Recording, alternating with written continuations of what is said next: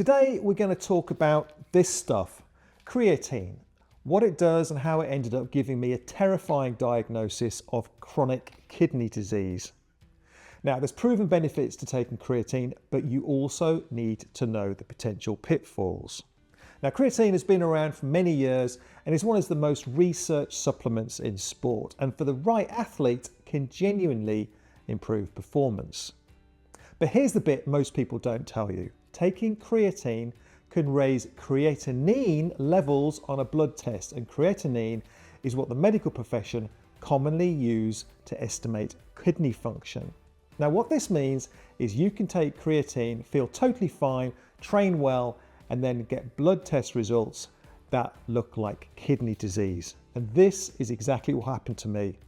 And this triggered a wave of tests and a load of anxiety, and this video is about how creatine can help in swimming and triathlon, and also a clear warning so you don't get blindsided by blood tests. So what does creatine actually do? Well, creatine helps your body generate ATP quickly. Now, this is basically your body's rapid energy system, and that matters most for short, hard efforts and repeated high-intensity bursts. Now, the International Society of Sports Nutrition has repeatedly stated creatine is amongst the most effective supplements for improving high-intensity exercise capacity. So, does creatine help swimmers and triathletes? And the answer to that is sometimes.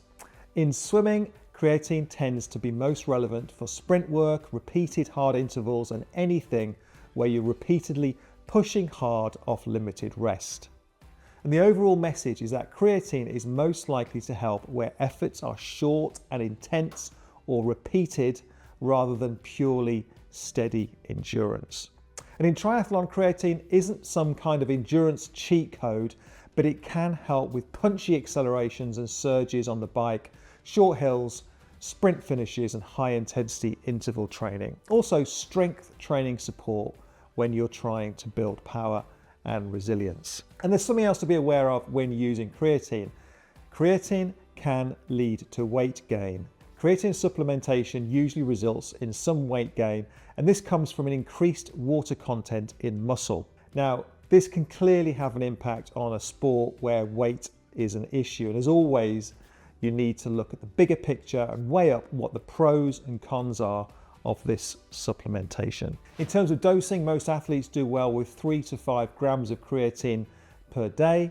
And you'll hear about loading phases, but you don't generally need to worry about that to get the benefits. Daily consistency works fine for most people. Also, choose a reputable third-party tested brand if you're racing. You should always check that any supplements you take have been tested and approved by Informed Sport. And this ensures that you don't fall foul of doping tests.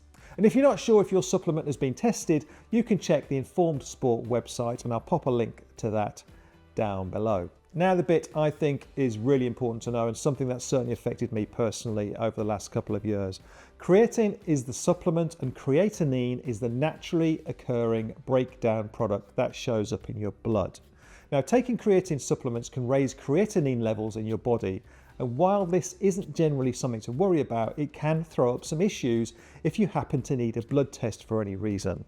Some blood tests measure creatinine levels, and this is often used as a marker to estimate kidney function. And there's published reports where people have essentially been told they might have kidney failure and kidney disease, and then the results started normalizing after the supplementation was stopped. So having elevated creatinine levels while taking creatine does not automatically mean kidney damage, but it absolutely can trigger alarm if nobody joins the dots, and this is exactly what happened to me. So as part of a routine health check, I had some blood tests done, and as a result of this, I was quickly diagnosed with chronic kidney disease. And this was based on my increased serum creatinine levels in testing. Now, I was gobsmacked when I found out about this, and my anxiety levels, as you can imagine, went through the roof. Now, we all think we're invincible until we're told we're not. And this diagnosis triggered a raft of new tests, hospital visits, and continued worry and anxiety. And my paranoia was running overtime, and I was basically concerned that I was becoming seriously ill. Now I can look back, I realise I was being slightly irrational, but at the time it really felt like the doom was closing in. And after multiple blood tests, ultrasounds and consultations, I was referred to the kidney specialists, who within 5 minutes asked me about supplementation, and I told him about the creatine. He immediately said that that was very likely to be the cause of the raised creatinine levels and arranged for a more specific blood test to confirm this. And I walked out of that surgery that day with an all clear and the realization the whole episode had been a red herring caused by the use of creatine. So if you're taking creatine and you're having blood tests, tell them you're taking the supplement. Don't assume they'll ask. The point is, like I did, don't panic from one number. Get context and get the right tests. So to finish, creatine is useful for swimmers and triathletes, especially for high intensity and repeated efforts, but it can also mess with how your kidney function looks on paper, and that can cause unnecessary stress if you're not prepared. So I hope you found this useful. If so, please consider subscribing to our channel. I hope this can reduce anxiety for some of you should you come up against similar test results to me. Anyway, take care, and I'll see you in the next one.